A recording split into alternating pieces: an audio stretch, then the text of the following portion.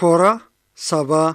hayyee waaqa uumaa waaqa uumamaa eebbaan eegalamee eebbaan xumuramaa walgayii shanachaa marii waarii dheertuu barreessuuf waraabbiin namaan eeyyamamtu ija hin qishanii funyaan hin butanii sagaleen tasgabbii kan rafin kaasanii uumaa fi uumamaa seera waaqaaf lafa achitti caqasaa bakka hundaa dhufaa waaqni abbaa dhugaan ilma waaqaati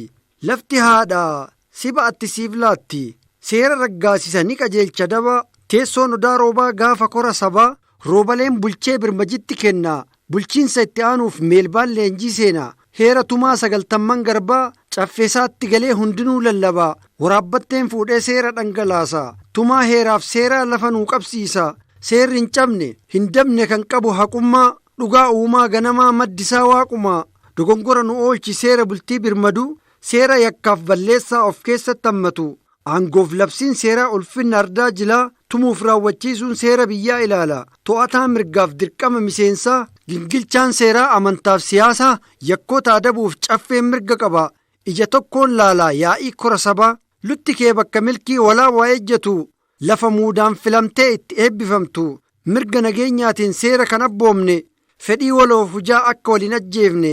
aadaa fi amantaa madda falaasamaa waan qabnuun nu bulchi waaqa caffeetumaa walqixxummaan haqaa kan ittiin eeggame aangoon karaa nagaa walirraa fuudhamee daa'imaa hanga jaarsaa abshaala baadhannaan jabala dirqama fudhatee sadarkaa isaatiin saba tajaajila cifreen caaccoo baattee sirnatti hirmaatti shanan gadaa oromoo waaqa ciicoo gurraatti seera tumee hiikee abbaan seeraa dhiheessa abbaan alangaa gulaalee hir'inna fooyyessa abbaan duulaa qophii geggeessaa waraanaa abbaan sa'aas jira to'ataan qabeenyaa abbootiin taayitaa gadaa hojjetaa hojjechiisu seeraaf duudha oromoo kabajaa kabachiisu yaa'ii ilmaa ilmoo jila haadha abbaa qajeelte fooyyofte muramte gaafa kora saba abbaa gadaa bokkuu gogeessa jaarraa sanaa murtii hayyoota caffee barri quufaa gabbina nagaan nu oolchite nagaan nu bulchi nagaan nu bulchite nagaan nu oolchi